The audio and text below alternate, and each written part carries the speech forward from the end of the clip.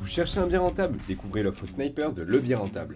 Un accompagnement 100% personnalisé pour trouver votre bien idéal en moins de 6 mois. Bénéficiez d'un professionnel dédié, de notre service de chasse immobilière, puis d'un accompagnement unique sur l'ensemble de votre projet. Nos experts vous guident à chaque étape, une sélection sur mesure répondant à vos besoins. Tout cela à partir de 4 997 €, satisfait ou remboursé. Lebienrentable.fr, plus que des experts, nous serons vos partenaires. Si vous voulez en savoir plus, cliquez sur le lien en description. Hello à tous et bienvenue dans ImmoTrotter, votre raccourci vers l'expertise immobilière. ImmoTrotter, ce sont des petits épisodes au format court et ludique où j'explore avec vous des astuces pratiques et anecdotes de mon quotidien de chasseur immo. Que vous soyez un novice curieux ou un investisseur aguerri, chaque épisode de ImmoTrotter est conçu pour vous offrir des informations précieuses en un temps record. Si vous aimez ce nouveau format, n'oubliez pas de vous abonner, de laisser un commentaire et surtout de le partager avec vos amis. Alors attachez vos ceintures et c'est parti pour un nouvel épisode d'ImmoTrotter. Hello les amis et bienvenue sur ce nouvel épisode d'ImmoTrotter, c'est Jérôme, j'espère que vous avez la forme.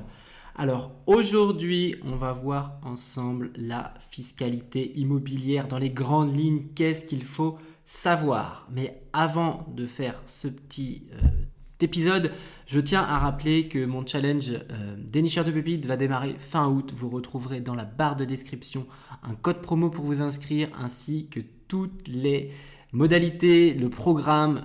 Voilà, grosso modo, c'est 5 semaines intenses sur lesquelles je vous fais monter en compétences pour que vous soyez capable de trouver un bien, d'identifier un secteur, de trouver un bien, d'émettre une offre d'achat, de bien savoir négocier. Bref, tout ce qu'il faut pour se mettre sur de bons rails en toute sécurité. Tout ça, c'est dans la barre de description. Donc, la fiscalité immobilière, qu'est-ce qu'il faut savoir? Déjà, il faut comprendre que c'est un sujet qui est crucial à maîtriser. Alors, quand je dis maîtriser, c'est maîtriser dans les grandes lignes, comprendre les grands principes parce que après, je vous invite fortement à vous faire accompagner par des experts, que ce soit experts comptables ou éventuellement avocats fiscalistes. Néanmoins, comprendre ces aspects fiscaux, ça va vous aider à optimiser vos investissements et à éviter des mauvaises surprises. Déjà, quels sont les différents types de revenus?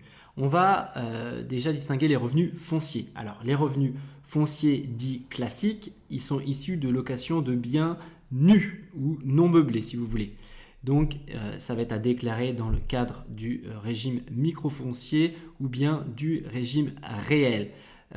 Quelles sont les différenciations? On va voir ça juste après.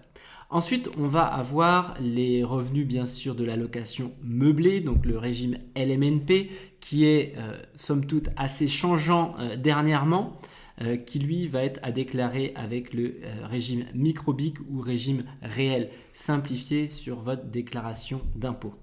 Alors on dit souvent que pour démarrer quand on est néo-investisseur, c'est bien de démarrer par le meublé, de par le régime du LMNP parce que la fiscalité est quand même plus avantageuse. Néanmoins, dans la mesure où elle est changeante, il faut vraiment se tenir au courant de tout ça et des avancées du gouvernement relatives à cette niche un petit peu fiscale, l'une des dernières qui va exister.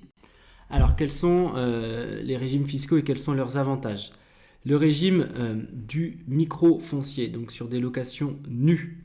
Donc, c'est pour des revenus fonciers qui vont être inférieurs à 15 000 € par an, sur lesquels on va avoir finalement un abattement forfaitaire de 30%. L'avantage, c'est que clairement, on vient simplifier sa déclaration, il n'y a pas trop de prise de tête. Ensuite, on va avoir forcément le régime réel, donc là, qui vont être pour des revenus supérieurs à 15 000 €. Où on va venir déduire les charges réelles, donc typiquement les travaux et les intérêts d'emprunt pour simplifier les choses. L'avantage, c'est qu'on a possibilité de réduire drastiquement l'imposition en venant imputer les charges réelles. Donc typiquement, quand on a des travaux, beaucoup de travaux, ce régime-là est hyper intéressant.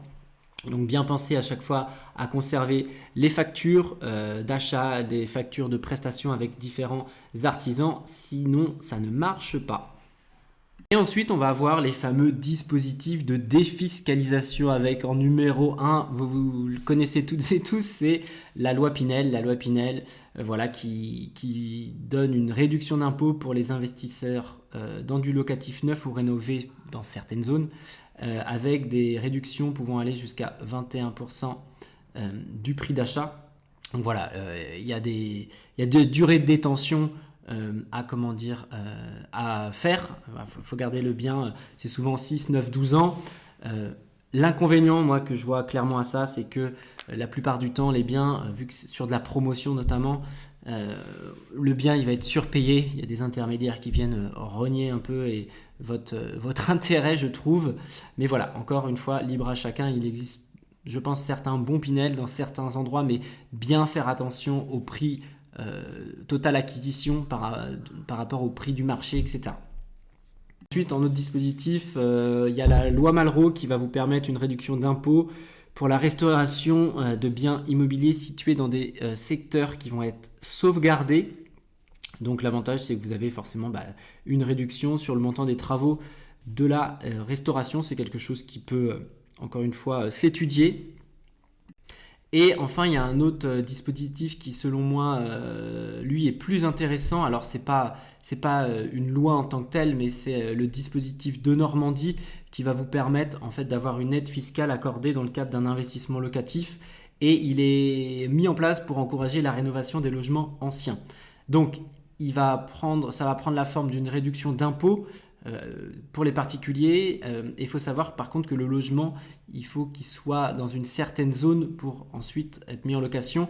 Donc vous avez en fait toute une liste de secteurs qui vont être concernés par justement ce dispositif de Normandie. Et vous retrouvez ces secteurs, ces villes, notamment sur le plan national Action Cœur de Ville, où en fait vous avez toutes les zones et les villes qui vont être concernées par ce dispositif qui, à mon sens, pour le coup, est quand même assez intéressant. Alors bien sûr, il faut encore une fois rentrer dans les cases, hein, c'est toujours pareil, mais il peut y avoir des choses assez sympas. Les travaux, il faut savoir qu'ils doivent au moins représenter 25% du coût global de l'opération et que vous devez engager également des travaux de performance énergétique à minima avec un gain de 20 à 30%.